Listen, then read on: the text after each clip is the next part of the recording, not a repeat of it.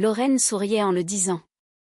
L'odeur écœurante et sucrée des fleurs d'oranger flottait, épaisse, dans l'air, mais en dessous, je pouvais sentir la graisse et la chaleur qui émanaient des portes battantes en métal, juste derrière la table qui m'avait été assignée. Un lourd silence s'abattit sur notre coin du conservatoire Hawthorne, et le tintement poli des verres en cristal cessa complètement. Je fixai le lourd carton posé sur le limbon marché de la table de débordement. Mon nom, Alison Mercer, était écrit en calligraphie. C'était net, fraîchement découpé, et l'encre était encore légèrement collante. Ce n'était pas une erreur. Ma mère se pencha près de moi, ses doigts manucurés s'enfonçant dans mon avant-bras. « Fais juste ça pour ta sœur, Alison, » murmura-t-elle, sa voix tendue de cet avertissement familier. « Ne fais pas de scène. » À côté de Lorraine, Caleb changea de poids. Le marié tira sur son col et regarda n'importe où, sauf vers moi. « Gardons simplement notre calme, » marmonna-t-il, essayant d'apaiser la tension. Je les regardai tous les trois.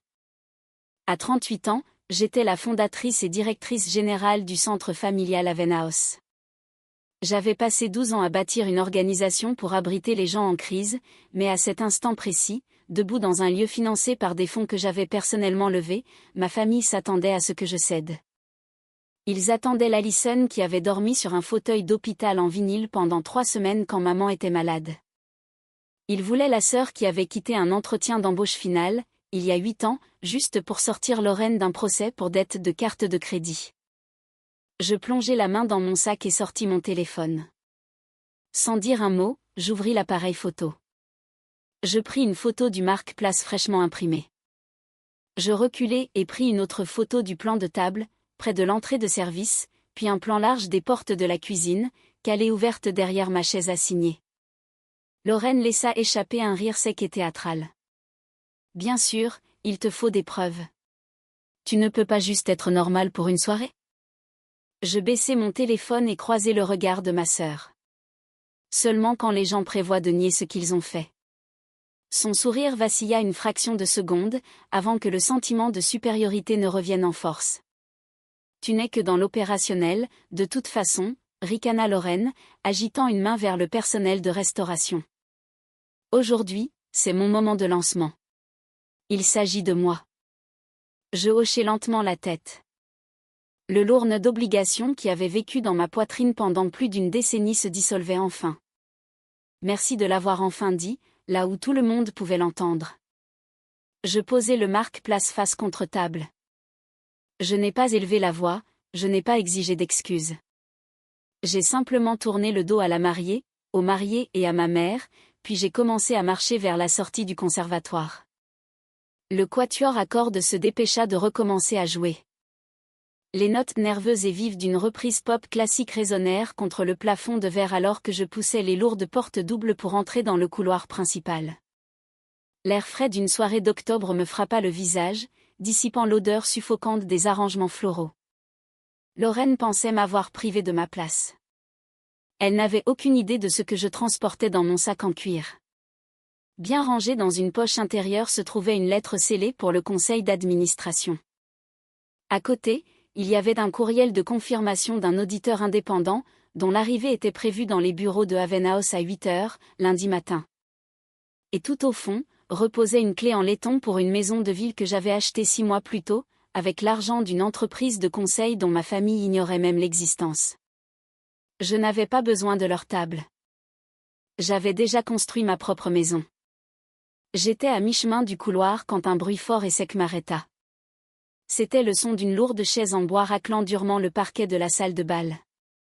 Je m'arrêtai, m'attendant au pas étouffé de quelqu'un se dirigeant discrètement vers les toilettes pour éviter le malaise, mais les pas ne vinrent pas. À la place, une voix retentit, claire et ferme, coupant à travers la musique. C'était Monica. Je l'avais aidée à trouver un logement sûr et un emploi alors qu'elle avait 2 tout petits et $30 à son nom. Maintenant, elle se levait à une table près du centre de la pièce. « Si elle ne fait pas partie de la vraie famille, » dit Monica, sa voix portant jusqu'au couloir, alors moi non plus. Avant que Lorraine ne puisse répondre, une autre chaise racla le bois. Puis une autre.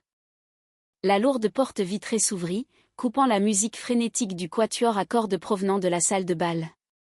Monica sortit dans la nuit fraîche d'octobre. Elle n'hésita pas. La femme marcha droit vers moi et enroula ses bras fermement autour de mes épaules. Je sentis le tissu raide et bon marché de sa robe de location se presser contre ma clavicule. Il y a un an, j'étais assise avec elle dans un palais de justice municipale pendant qu'elle se battait pour une ordonnance de protection.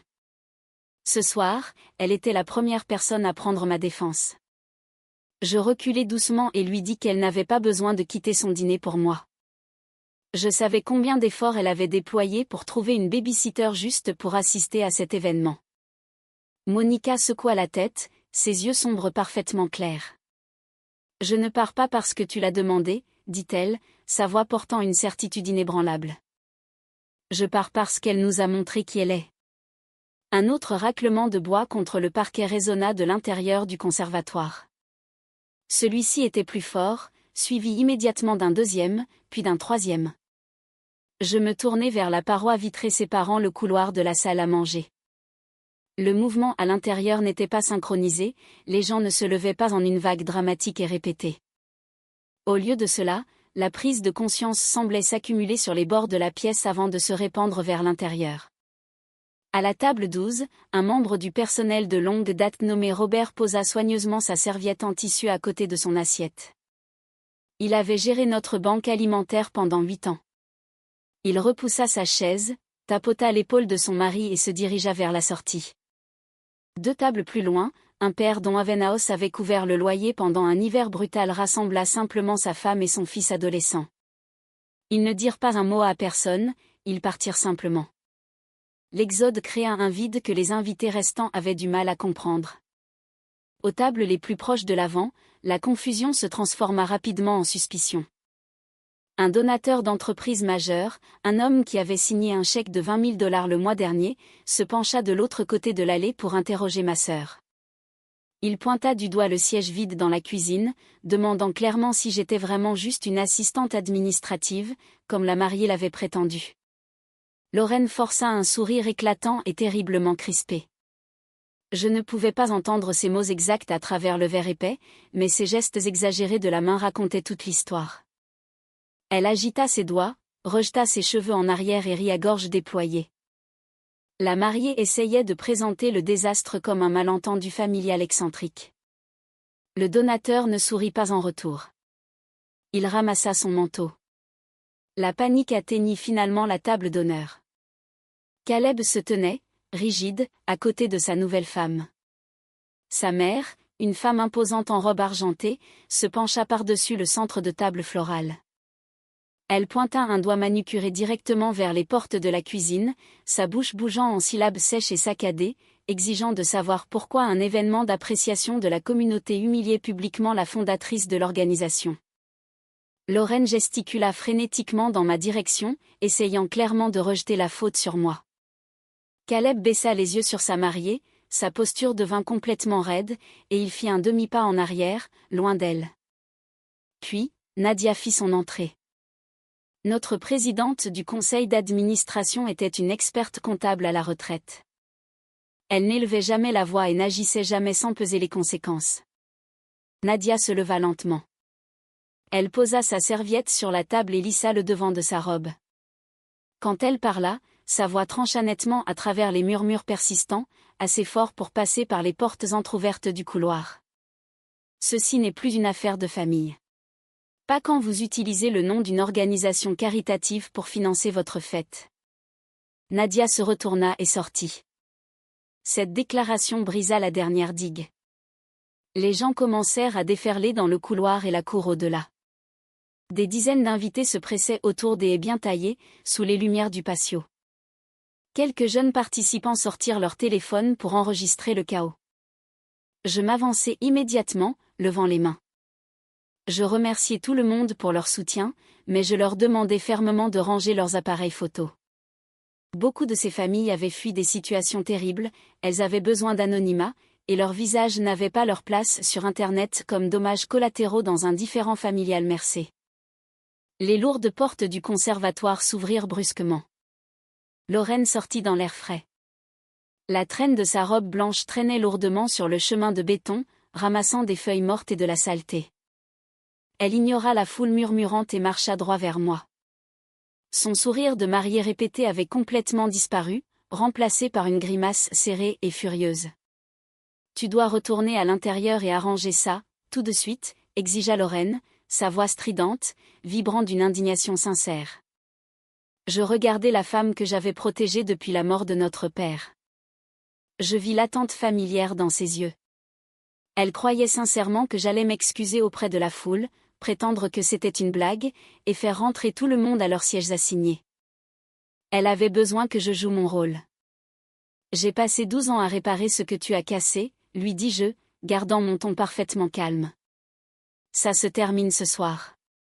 Lorraine me fixa comme si le sol venait de s'ouvrir entre nous. Elle ouvrit la bouche, mais aucun son ne sortit. Elle se retourna et fit face à la cour, espérant que les invités se rallieraient à la mariée en larmes. Personne ne bougea vers elle.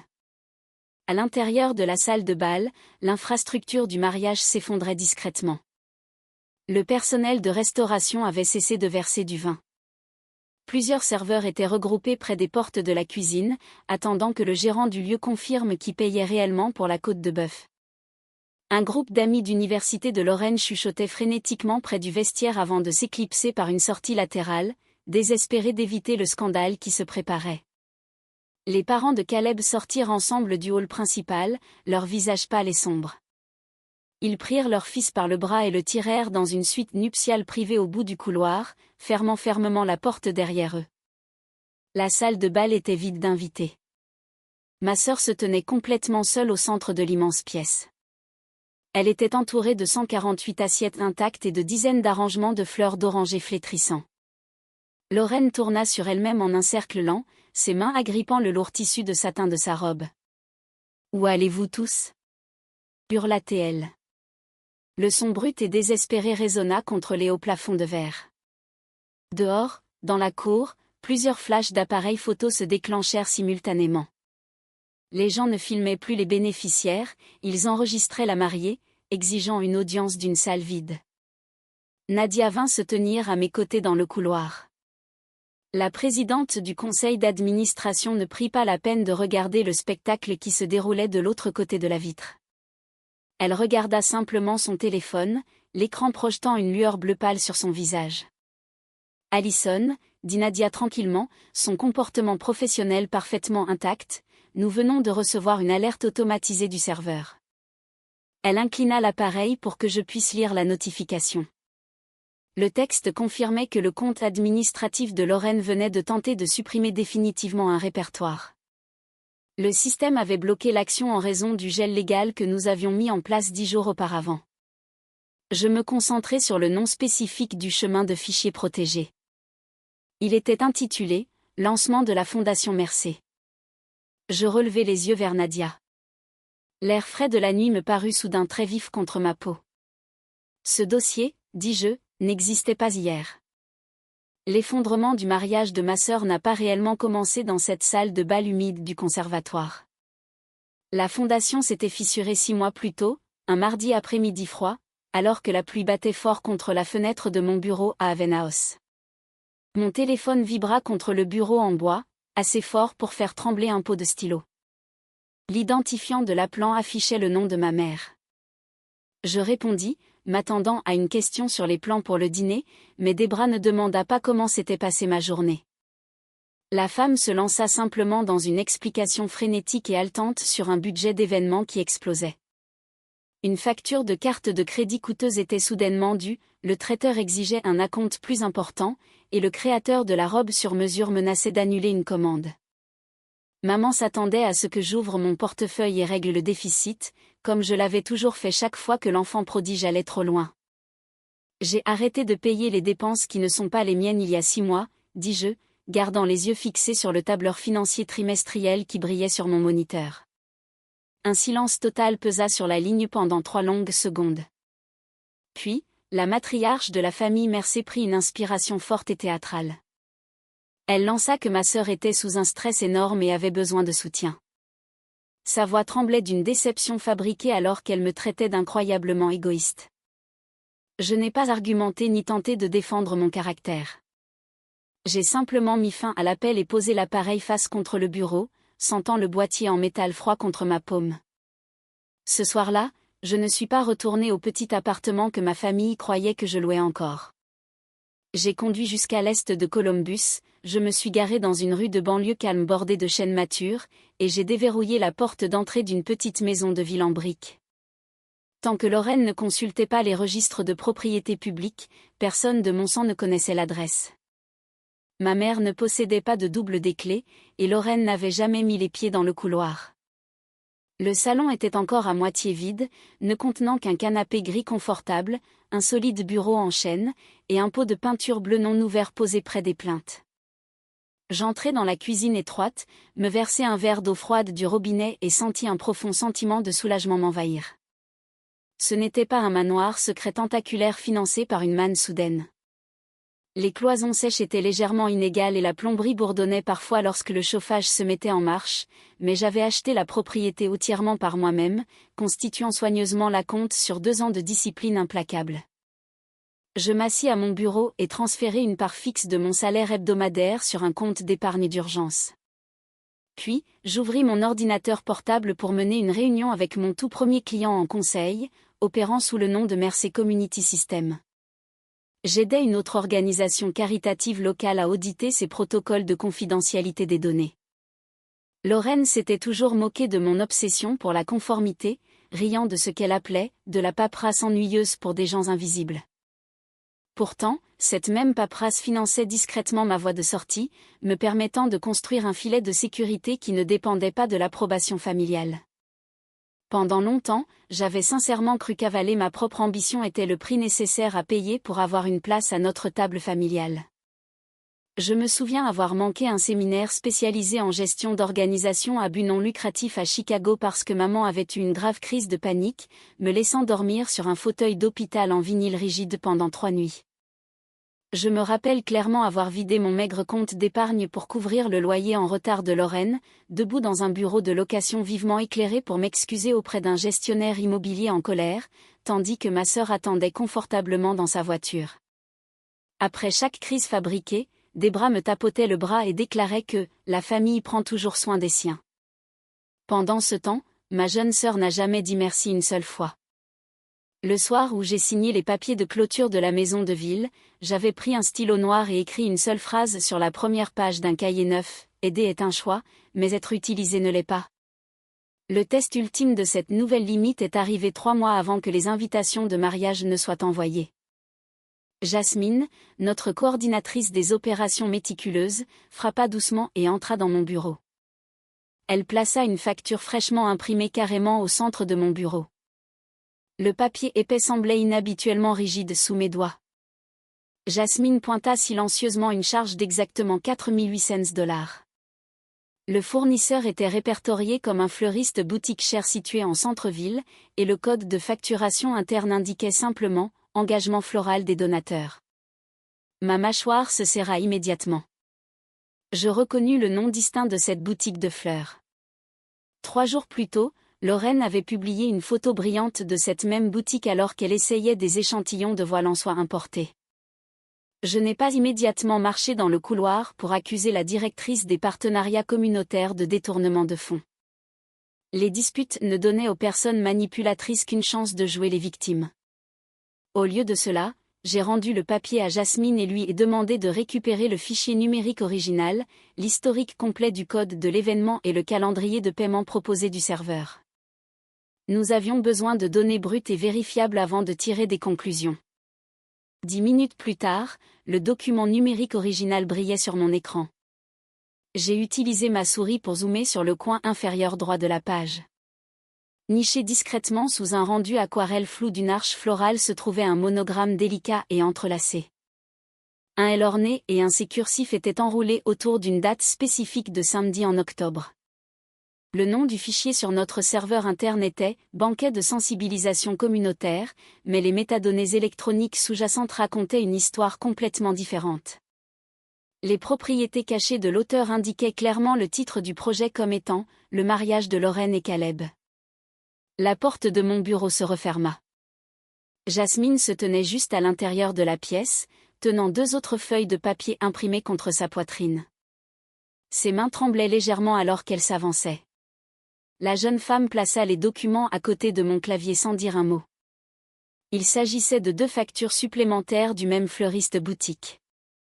Chaque charge planait juste quelques centaines de dollars en dessous du seuil de $5000. Selon les règles fondamentales de Haven House, toute dépense unique de plus de $5000 déclenchait un examen automatique par le conseil d'administration, nécessitant 2 signatures de cadre au lieu d'une.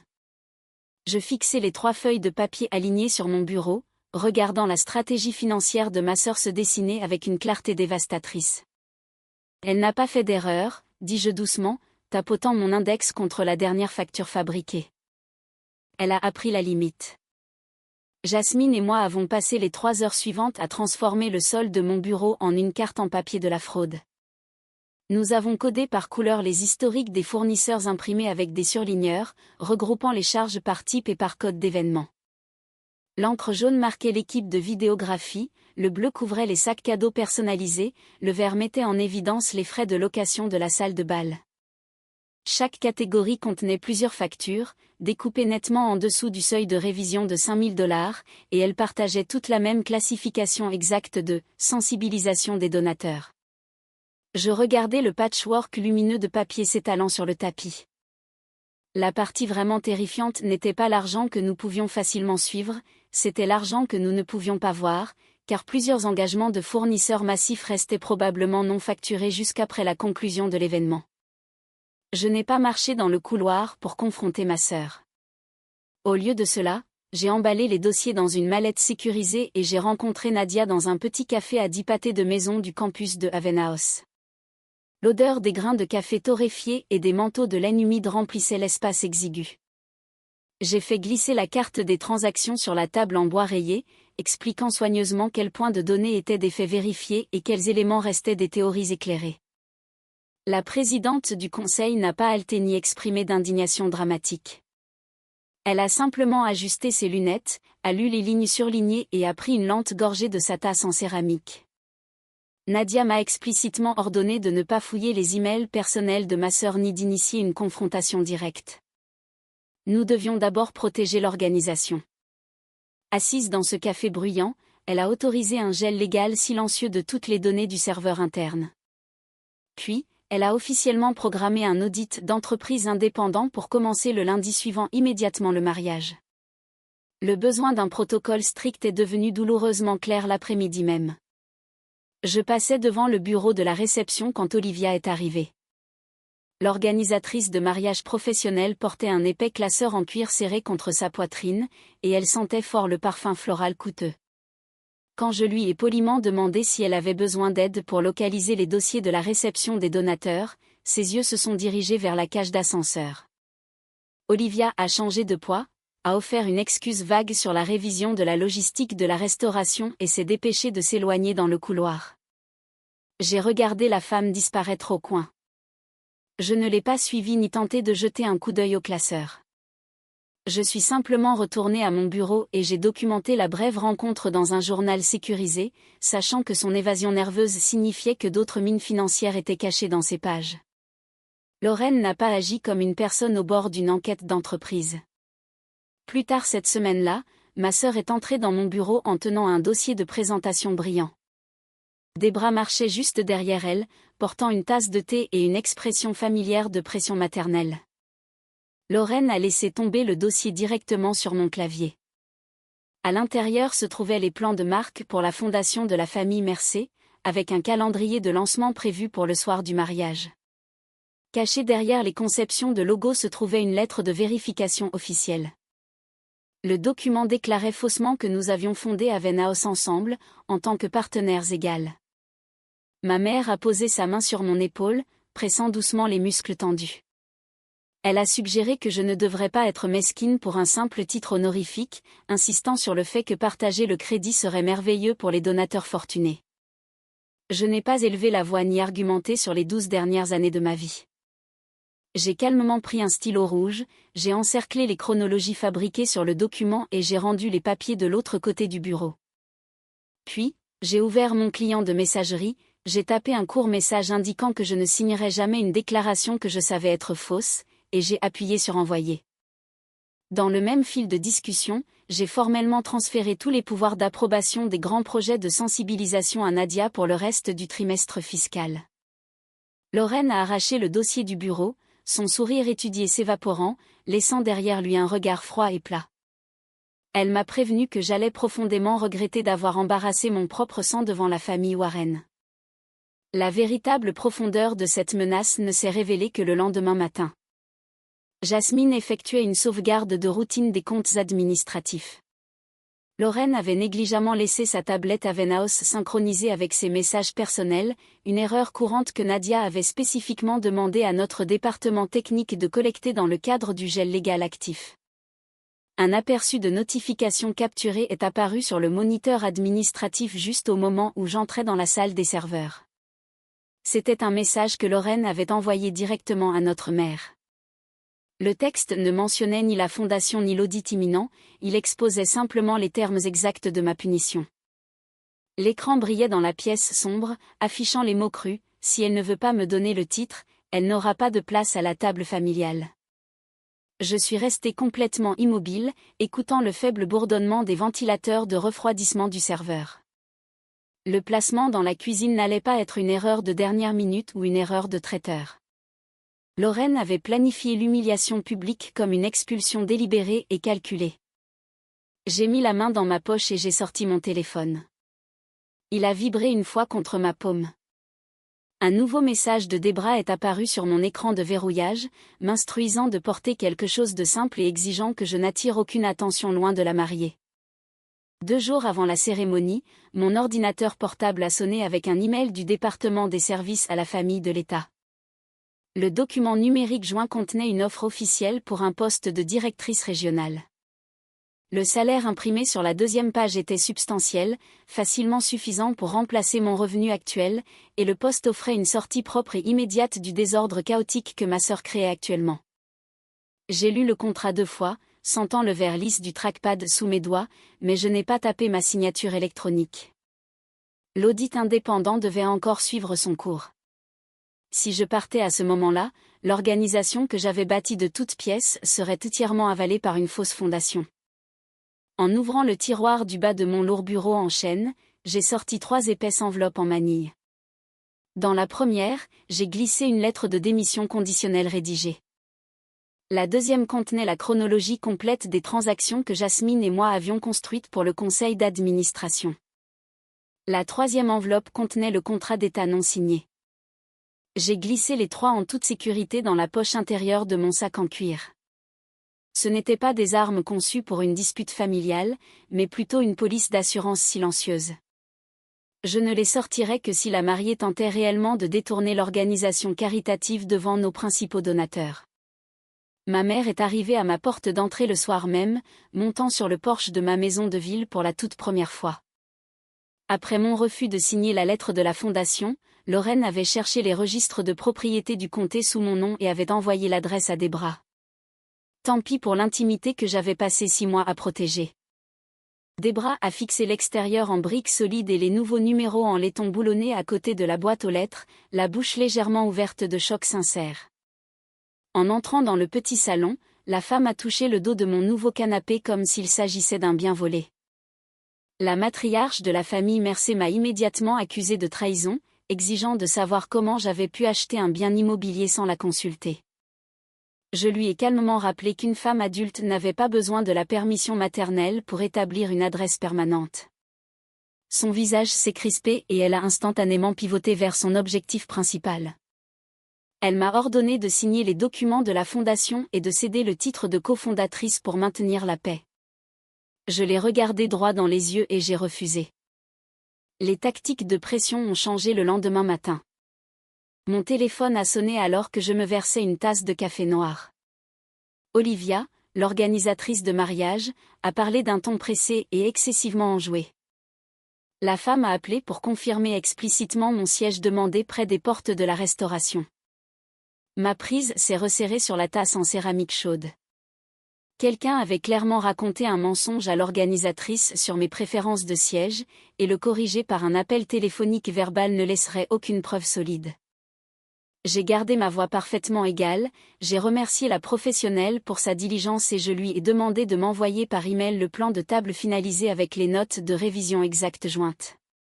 Cette simple demande a sécurisé une autre pièce vitale de la piste papier. Le dîner de répétition a eu lieu ce vendredi soir dans la salle à manger d'un country club loué. Pendant que les garçons d'honneur répétaient leurs discours, je me tenais près du mur du fond et je regardais un technicien audiovisuel tester l'équipement de projection. L'immense écran blanc s'est soudainement allumé. Des photographies haute définition de Monica et de ses 2 jeunes enfants ont traversé le mur, superposées avec un énorme filigrane pour la fondation de la famille Mercé. Une vague de nausée froide m'a envahi. Je savais exactement ce que dictaient nos formulaires de consentement légaux, et ils interdisaient absolument l'utilisation d'images de clients vulnérables pour une image de marque personnelle ou des fonds privés non approuvés. Marchant droit vers la console audio, j'ai demandé au technicien de couper le flux jusqu'à ce que les droits d'utilisation soient vérifiés. Lorraine a traversé la pièce en courant, ses talons claquant bruyamment contre le parquet. Un doigt manucuré s'est pointé vers ma poitrine alors que la mariée m'accusait bruyamment d'être jalouse de son succès. Elle a promis que la vidéo serait diffusée pendant la réception, quelles que soient mes plaintes. Nadia m'a rejointe sur le parking du country club par la suite. L'air frais de la nuit portait l'odeur piquante de l'herbe fraîchement coupée et des gaz d'échappement coûteux. Notre présidente du conseil d'administration s'est appuyée contre le côté de sa berline et a doucement suggéré que je reste simplement à la maison le samedi. Manquer le mariage me protégerait de tout piège public que ma sœur préparait, mais rester à l'écart signifiait abandonner les familles vulnérables qui pensaient sincèrement assister à un dîner d'appréciation caritatif. De plus, si je disparaissais, la mariée utiliserait mon absence comme preuve silencieuse que sa nouvelle fondation était légitime et entièrement approuvée. J'ai dit à Nadia que je serais présente. Je n'allais pas me présenter comme une parente désespérée mendiant une chaise, mais plutôt comme une dirigeante protégeant sa communauté. La dernière pièce du puzzle est arrivée le matin du mariage. Mon ordinateur portable a sonné avec un nouveau message d'Olivia. J'ai ouvert le document joint et j'ai parcouru la vaste gamme de tables circulaires remplissant la salle de bal du conservatoire Hawthorne. Mon nom était complètement absent du rez-de-chaussée. J'ai fait défiler jusqu'au bas de la page, trouvant une petite annexe destinée uniquement au personnel de restauration. Imprimée juste à côté de mon nom se trouvait une note directe de la mariée. Elle indiquait que j'étais autorisée à accéder à la cuisine uniquement et que je ne devais pas bouger sans l'approbation de la mariée. La lumière du soleil du dimanche matin traversait durement les stores de mon salon, et l'horloge numérique sur mon bureau indiquait exactement 8 heures lorsque la réunion d'urgence du conseil d'administration a commencé. 9 petites vignettes vidéo ont peuplé l'écran de mon ordinateur portable. Nadia regardait directement sa caméra, l'air parfaitement reposé malgré les événements chaotiques de la nuit précédente. Notre présidente du conseil a officiellement lancé la session d'urgence sans offrir de salutations polies. Elle a déclaré un gel immédiat à l'échelle du système de tous les actifs, répertoire de données et dossiers de confidentialité de l'organisation. La résolution radicale a suspendu Lorraine de tout accès administratif, a révoqué officiellement sa carte de dépenses d'entreprise et a verrouillé tous les codes de dépenses non approuvés en attendant un examen indépendant. Un nouveau flux vidéo est apparu dans la grille quelques secondes plus tard. Ma sœur était assise dans son salon conjugal, portant toujours du mascara taché et les lourdes boucles d'oreilles en diamant de la cérémonie. Lorraine n'a pas perdu un seul souffle en excuses ou en explications. La mariée a regardé directement l'objectif et a livré un monologue larmoyant et bien rodé. Elle m'a accusé de nourrir un profond ressentiment envers son bonheur, affirmant que j'avais délibérément manipulé des clients vulnérables pour organiser une protestation et gâcher son mariage. Sa voix s'est brisée parfaitement alors qu'elle exigeait ma révocation immédiate en tant que directrice générale. Nadia n'a pas argumenté, ni élevé la voix pour défendre mon caractère.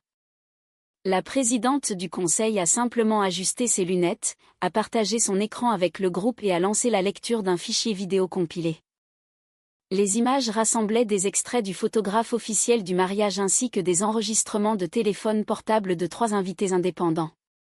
L'audio du couloir vitré passait clairement par les haut-parleurs de mon ordinateur portable. Ma propre voix enregistrée demandait fermement aux participants qui partaient de respecter la vie privée des clients et de ranger leurs appareils photo. Un deuxième clip montrait Monica parlant fort près de la sortie, déclarant clairement qu'elle n'avait reçu aucun avertissement préalable concernant le placement en cuisine ou la sortie en masse. Les membres du conseil ont regardé la preuve irréfutable en silence complet. Lorsque la dernière vidéo s'est terminée, Nadia a calmement déclaré que les preuves visuelles réfutaient complètement toute théorie d'une protestation malveillante mise en scène. Cet échec définitif n'a fait que pousser Lorraine à changer de tactique plus durement.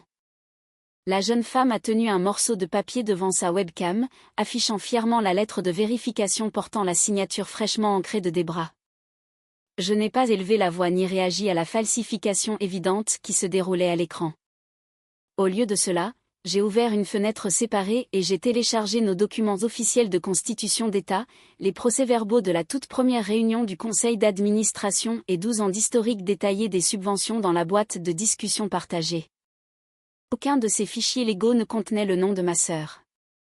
De plus, Jasmine avait déjà extrait les métadonnées cachées du fichier exact que Lorraine tenait. Les propriétés numériques prouvaient que le document avait été créé à peine 10 jours plus tôt, invalidant entièrement sa présentation comme un document d'entreprise historique. La vignette de Debra s'est allumée alors que le système enregistrait un bruit de fond provenant de son microphone. Maman s'est agitée inconfortablement sur sa chaise de salle à manger, refusant obstinément de croiser mon regard sur le moniteur. Lorsque Nadia lui a demandé directement si elle avait réellement lu le texte légal avant de le signer, la femme plus âgée a esquivé la question hautement. Ma mère a insisté sur la défensive que tout le monde en ville savait que Lorraine avait aidé à construire le centre, présentant sa signature comme un acte de loyauté familiale plutôt que de parjure légale. J'ai regardé la femme qui m'a élevée essayer désespérément de réécrire l'histoire juste pour protéger son enfant préféré des conséquences de la fraude.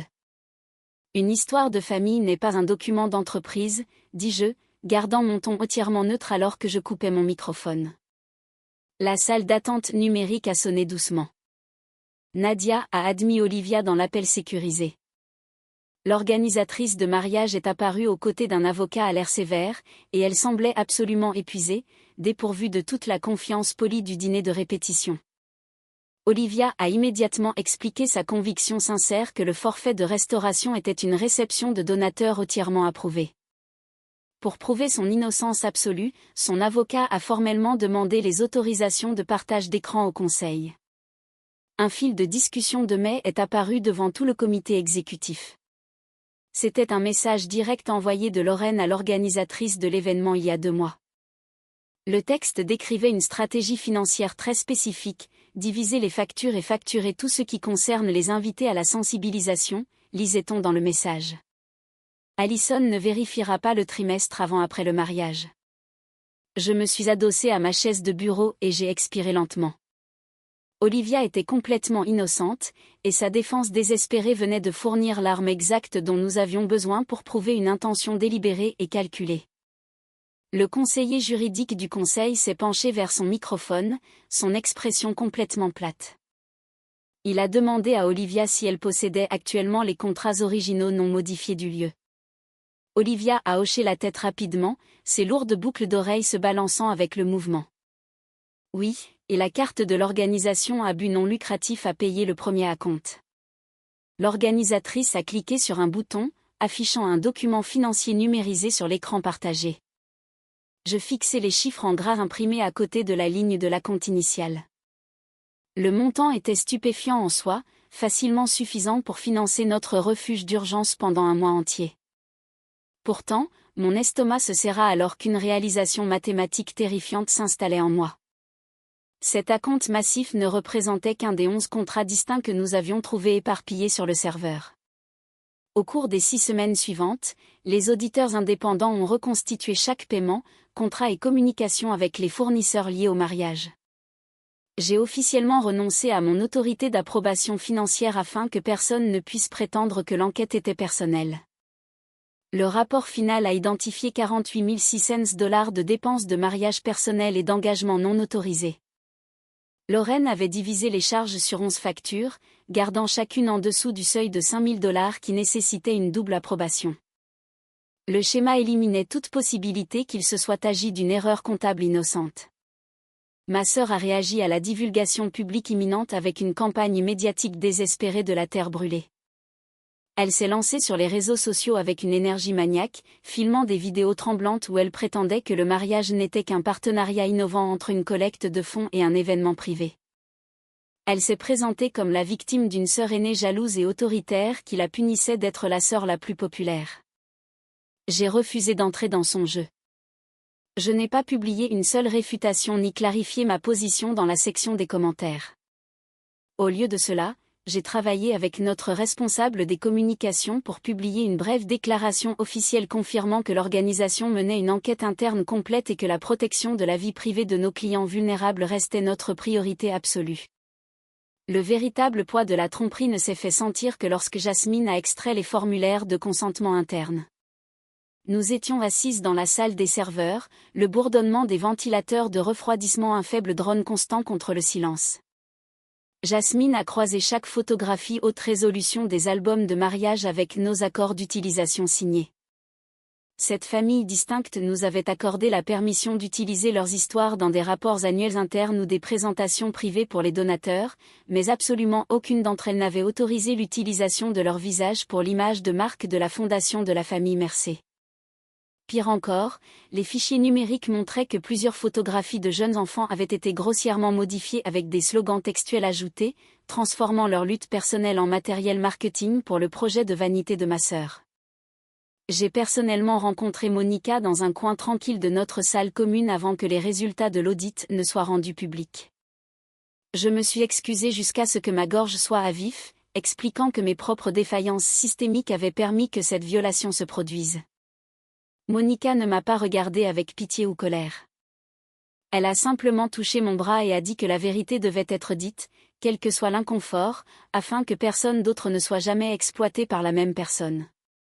La situation a pris une tournure beaucoup plus sombre lorsque Renée, une autre mère de notre programme de logement à long terme, est arrivée à mon bureau un mardi pluvieux. Elle tenait une capture d'écran imprimée de la galerie de mariage de ma sœur. Son visage était rouge et ses mains tremblaient alors qu'elle pointait un grand écran en arrière-plan des photos de mariage.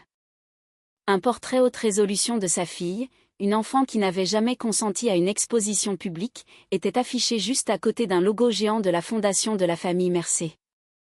J'ai rapidement vérifié notre base de données, sachant pertinemment que Renée n'avait jamais signé de formulaire de consentement.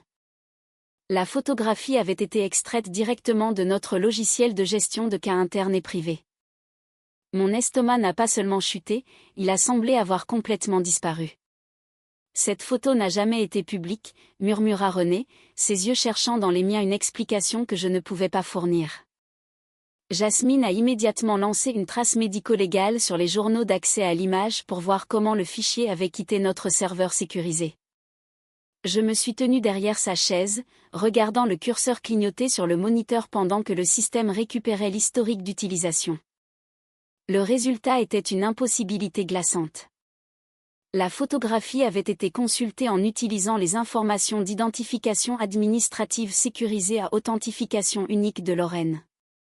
Cependant, les métadonnées réseau correspondantes confirmaient que la demande provenait d'une adresse IP domestique distante, complètement déconnectée du serveur du bureau principal. La dernière pièce de la trace médico-légale est arrivée à l'écran, montrant l'heure exacte à laquelle le fichier a été transféré sur un périphérique de stockage externe. C'était un mercredi soir, pendant le week-end du dîner de répétition. Je me suis penchée, mon cœur battant contre mes côtes alors que je lisais les données de localisation. Lorraine se tenait sur la terrasse du country club à ce moment précis, occupée à saluer les invités du mariage et à répéter ses vœux. Elle n'aurait pas pu être la personne assise devant un ordinateur, se connectant à notre logiciel sécurisé et extrayant un fichier client privé pour l'envoyer à son propre email personnel. J'ai regardé le journal d'accès une dernière fois, regardant l'horodatage numérique clignoter. La session avait eu lieu sur un ordinateur portable spécifiquement enregistré dans le pool du personnel, la machine exacte que j'avais vue posée sur la table de la salle à manger de notre mère 3 jours auparavant. J'ai senti une prise de conscience froide et déchiquetée me transpercer, plus vive que tout ce que j'avais connu dans la salle de bal.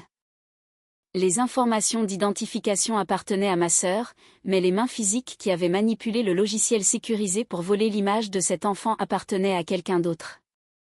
René attendait une réponse, son regard fixé sur la photo volée de sa fille. Je ne pouvais pas encore lui donner la vérité, pas quand les implications étaient si destructrices. Je lui ai promis que nous irions au fond de cette faille de sécurité immédiatement.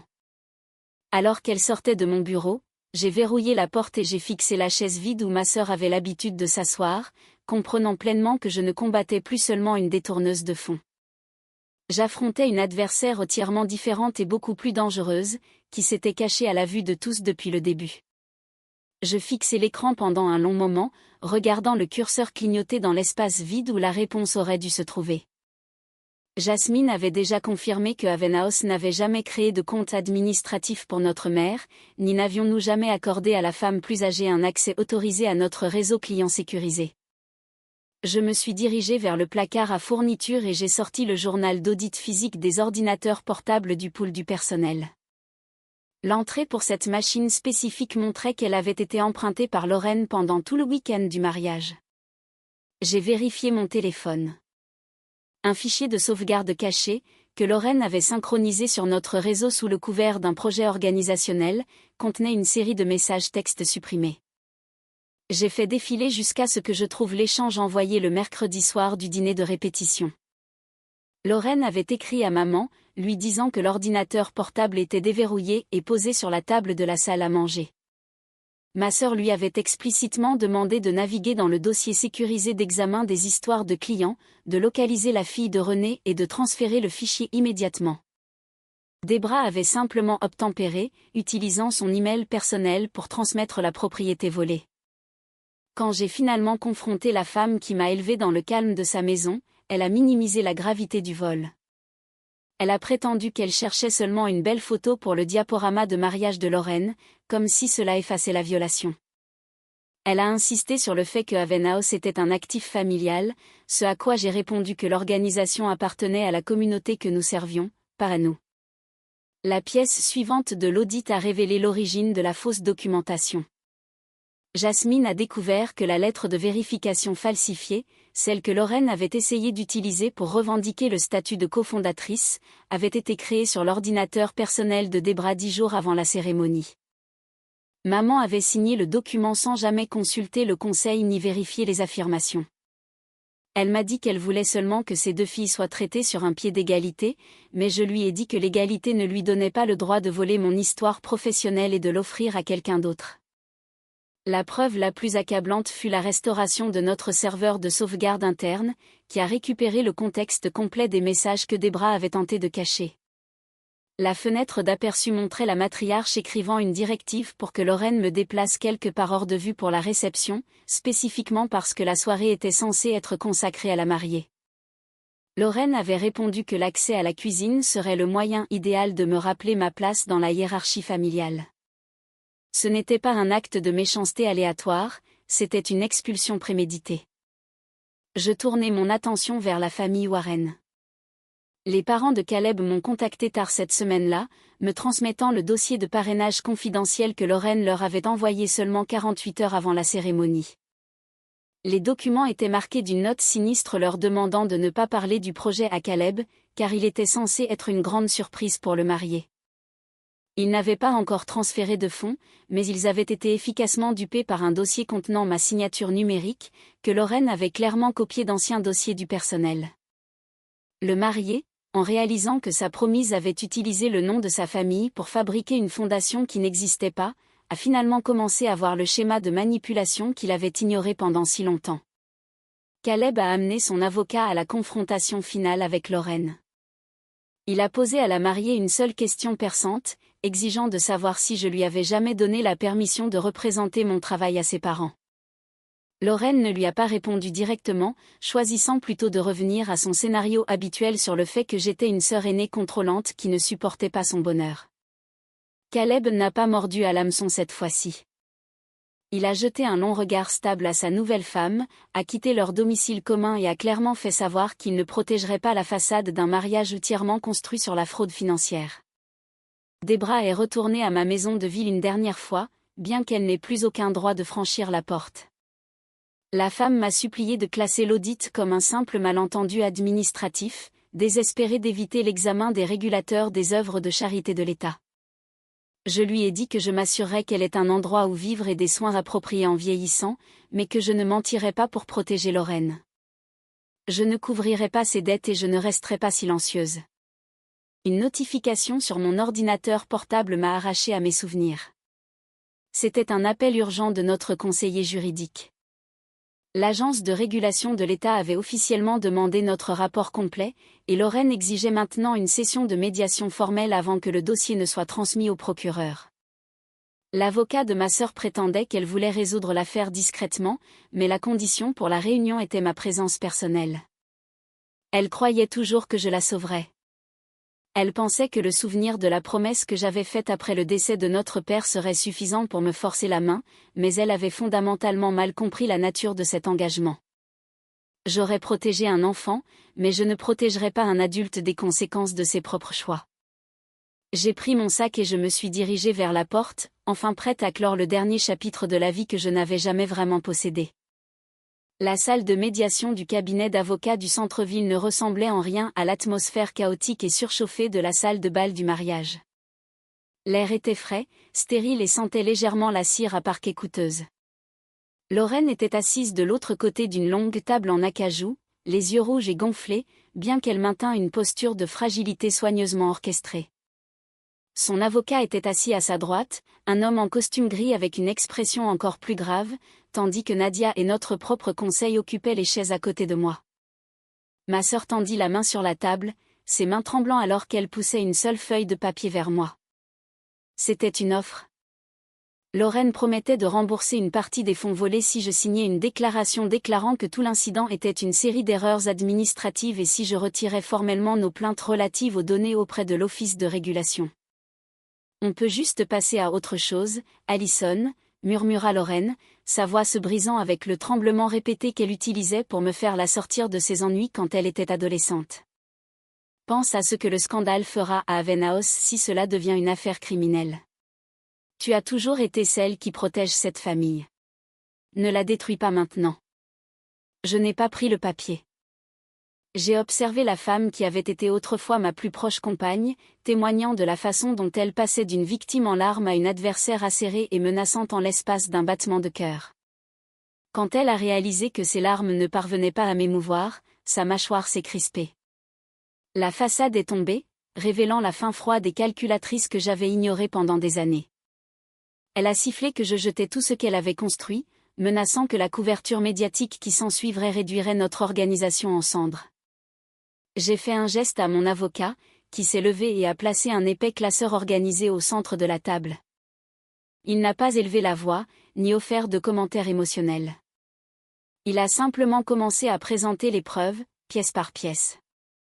Il les a guidées à travers l'email incriminant où Lorraine ordonnait explicitement au personnel de facturer les dépenses liées aux invités à la sensibilisation, les journaux d'accès médico-légaux montrant ces informations d'identification volées, les contrats originaux et les dossiers de parrainage contenant la signature falsifiée qu'elle avait créée pour tromper la famille Warren. Lorraine a tenté de détourner chaque accusation, essayant de rejeter la faute sur Olivia, l'organisatrice du mariage, et sur notre mère. Mais l'équipe juridique d'Olivia avait déjà soumis une chronologie sous serment prouvant que ma sœur avait été la seule architecte de chaque commande trompeuse. Debra avait signé les documents falsifiés, mais les preuves matérielles montraient que la femme plus âgée avait agi comme un instrument aveugle pour les ambitions de sa plus jeune fille, pas comme le cerveau de l'opération. Le processus a pris plusieurs mois épuisants de dépositions, de dépôts légaux et de négociations tendues. Il n'y a pas eu de caméra, pas de sortie dramatique, et pas de moment singulier de catharsis. Il n'y a eu que la lente et broyante machinerie de la justice. Au moment où le règlement final a été conclu, l'automne froid s'était estompé en un printemps gris et humide. Lorraine a accepté un plan de restitution complet, remboursant la totalité des fonds détournés ou mal alloués, couvrant les frais d'audit indépendants et retirant de façon permanente toutes les photographies non autorisées de ses plateformes personnelles et professionnelles. Elle a plaidé coupable à un chef d'accusation principal de tromperie financière, ce qui a entraîné 3 ans de probation avec sursis, 300 heures de travaux d'intérêt général obligatoires et une interdiction à long terme d'occuper tout rôle de surveillance financière dans une organisation caritative. Les retombées sociales furent tout aussi absolues que les retombées légales. Lorraine a été licenciée de son poste. La fondation de la famille Mercé n'a jamais été officiellement lancée, et ses relations professionnelles se sont étiolées une fois que la réalité de ses actions est devenue un fait public. Caleb, après avoir demandé de nombreux conseils à son propre avocat, a décidé de poursuivre un divorce standard plutôt que de demander une annulation. Le processus n'a pas été rapide ni indolore, même sans enfants mineurs ou biens immobiliers partagés importants, mais il a finalement coupé le dernier fil de l'union construite sur des mensonges.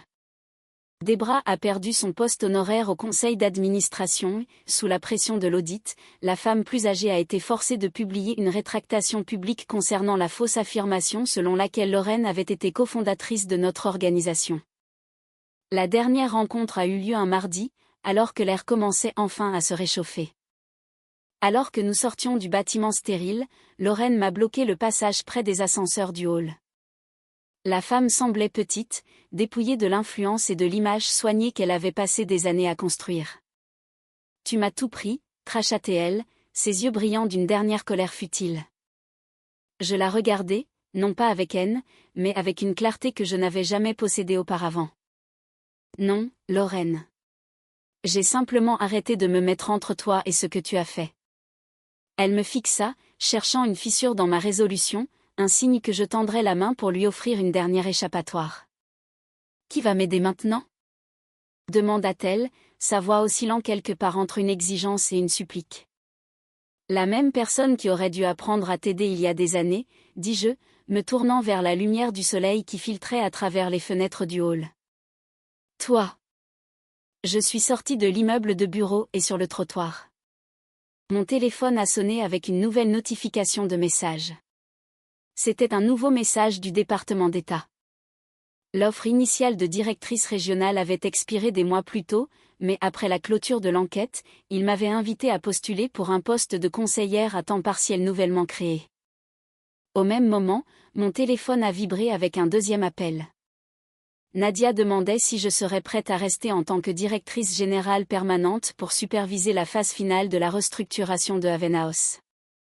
Pour la toute première fois de ma vie d'adulte, je me suis tenue sur le trottoir et je n'ai pas pensé à ce que ma mère attendait, à ce que les donateurs exigeaient, ou à ce que Lorraine demanderait. J'ai pensé uniquement à la vie que je voulais réellement construire.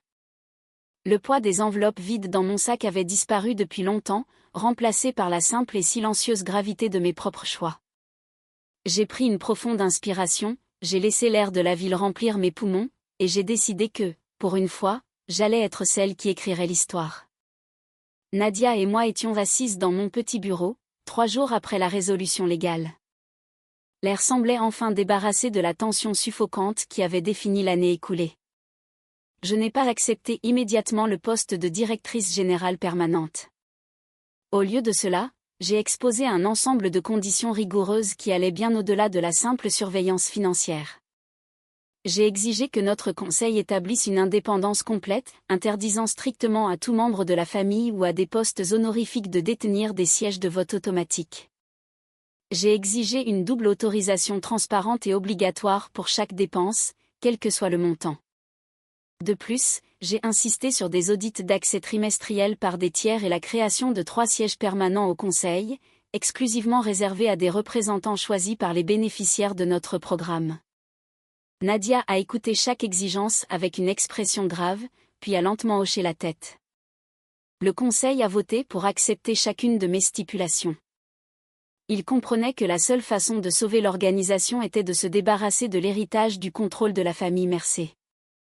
J'ai formellement décliné le titre honorifique de la famille Mercé, insistant pour que l'organisation caritative reste simplement Havenhouse. Elle appartenait aux gens qui comptaient sur elle, pas au nom sur la porte d'entrée. J'ai finalement accepté un poste de consultante à temps partiel auprès du département d'État, ce qui m'a permis de garder une distance professionnelle tout en continuant à guider le processus de restructuration de Havenhouse. Mon cabinet de conseil indépendant a acquis un petit mais constant flux de clients, me donnant la sécurité financière de savoir que mon identité n'était plus liée à une seule institution ou à un seul foyer. J'avais enfin construit une vie où personne ne pouvait me priver de mon pouvoir d'agir. Ma mère a emménagé dans une communauté de vie pour personnes âgées gérée, située à la périphérie nord de la ville. Le nouvel appartement était petit, propre et fournissait les soins spécialisés dont elle avait besoin. Je lui rendais visite un dimanche après-midi sur 2, gardant nos interactions polies et contenues dans les limites d'une heure programmée. Nous ne discutions pas du passé, et je refusais d'entretenir toute tentative de recadrer son rôle dans la tromperie de Lorraine. Quand elle soupirait parfois et mentionnait à quel point le temps d'avant lui manquait, je me levais simplement, lui offrais un doux au revoir et je partais. Je n'avais plus besoin d'excuses parfaites pour justifier le maintien de mes limites. Lorraine a continué ses heures de travaux d'intérêt général obligatoires dans un bureau administratif municipal qui n'avait aucun lien avec nos réseaux financiers. La femme vivait dans un studio exigu en centre-ville et avait depuis longtemps cessé les manifestations publiques de vanité. Je ne suivais pas ses mouvements, ni ne prenais de plaisir à sa situation réduite. Quand elle a essayé une fois de m'envoyer par texto une photo d'une facture de service public en retard, me demandant si je la couvrirais, je n'ai pas répondu. J'ai transféré le message à mon avocat et j'ai bloqué la chaîne de contact, établissant fermement que je n'étais plus la gardienne de ses erreurs. Nous sommes maintenant en juin, 8 mois après cette nuit humide dans le conservatoire, et la chaleur du début de l'été s'est enfin installée sur Columbus. Ce soir, Avenhaus organise son dîner communautaire annuel. Nous n'avons pas loué un lieu prétentieux au mur de verre cette fois-ci. Nous avons simplement poussé tous les meubles lourds sur les bords de notre propre hall principal. L'espace est rempli des sons honnêtes de rire, du cliquetis des couverts et de l'odeur des plats faits maison. Monica, Jasmine et Nadia sont toutes là, se déplaçant dans la foule avec une aisance qui suggère qu'elles sentent enfin que l'organisation leur appartient. Chaque image que nous affichons ce soir a été validée par un processus de consentement transparent et documenté. Il n'y a pas de filigrane de fondation privée ou de slogans égocentriques, juste les visages souriants de personnes qui ont enfin un endroit sur où dormir.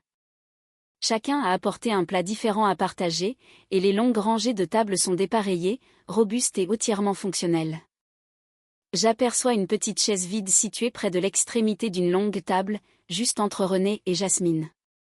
Il serait facile de s'approcher et de s'asseoir là. J'aide à faire passer un lourd plat de légumes rôtis le long de la ligne, mes mains stables et ma respiration lente. Je ne m'assieds pas à une place d'honneur en bout de table. Je me glisse simplement dans la chaise libre, écoutant les gens autour de moi partager les histoires de leurs récents succès. Monica se penche, pose sa fourchette en regardant la salle comble. Elle me rappelle la nuit au conservatoire et me demande si je savais depuis le début que les invités me suivraient. Je regarde la mère de visage, réalisant que pour la première fois de ma vie, je ne mène pas une protestation, je ne gère pas une crise, et je ne répare pas un récit familial brisé. Je ne savais pas, lui dis-je, et c'est la vérité absolue. Si personne ne s'était levé, je serais quand même sortie seule. Je serais retournée à ma maison de ville, et j'aurais déposé les papiers de l'audit le lendemain matin de toute façon. La salle est bruyante, vibrante et vivante des liens authentiques que nous avons passé des années à essayer de tisser. Lorraine m'avait envoyée à la cuisine parce qu'elle pensait que c'était là que les femmes invisibles appartenaient, un endroit qu'elle estimait indigne de son conte de fées fabriquées. Elle avait raison sur une chose, cependant. Les cuisines étaient l'endroit où les familles se faisaient réellement, construites sur le travail lent et délibéré de se nourrir les uns les autres. Ma sœur n'avait tout simplement jamais possédé la capacité de comprendre qui avait le droit d'en appeler une son foyer. Je prends une bouchée de la nourriture dans mon assiette, sentant la chaleur authentique de la pièce s'installer dans mes os. Je suis enfin assise exactement là où je dois être. Vous méritez de réaliser que protéger votre paix n'est pas un acte d'égoïsme, mais une exigence nécessaire à votre propre survie. Tout au long de ce voyage, la leçon la plus importante que vous devez retenir est que vous ne pouvez pas réparer quelqu'un qui profite du chaos même qu'il crée, peu importe combien vous sacrifiez ou combien de temps vous attendez qu'il change. Vous avez peut-être passé des années à croire que votre valeur était liée à votre capacité à absorber les conséquences des erreurs des autres, mais cette dynamique ne sert qu'à drainer votre esprit jusqu'à ce qu'il ne vous reste plus rien à vous donner. Lorsque vous décidez enfin de vous éloigner d'un système toxique, vous n'abandonnez pas ceux qui dépendaient de votre silence, vous reprenez l'autorité de définir votre propre valeur en dehors de leur projection. La vraie famille ne se mesure jamais à une place à une table où vous êtes traité comme invisible ou jetable. Au lieu de cela, elle se trouve dans la communauté que vous construisez avec ceux qui respectent vos limites, célèbrent vos réussites et se tiennent à vos côtés parce qu'ils apprécient vraiment votre présence, plutôt que ce qu'ils peuvent extraire de vous. Votre histoire et votre travail acharné n'appartiennent qu'à vous, et vous n'êtes jamais obligé de les céder juste pour maintenir la paix pour des gens qui ne rêveraient jamais de faire la même chose pour vous. Il est tout à fait possible de traverser le feu de la trahison et d'émerger de l'autre côté avec une vie qui est authentiquement la vôtre, construite sur une fondation d'intégrité, de respect de soi et de limites claires et incassables. Vous choisir n'est pas une trahison du passé, c'est le premier pas vers un avenir où vous n'êtes plus un personnage secondaire dans une histoire écrite par quelqu'un d'autre. Maintenant que vous avez vu comment une personne peut démanteler avec succès une vie de manipulation en refusant simplement de jouer le rôle qui lui a été assigné, je veux que vous considériez votre propre vie. Êtes-vous déjà resté dans une situation plus longtemps que vous n'auriez dû parce que vous vous sentiez responsable de maintenir la paix? Et si oui, quelle est la seule limite que vous êtes enfin prêt à fixer aujourd'hui pour protéger votre propre bien-être?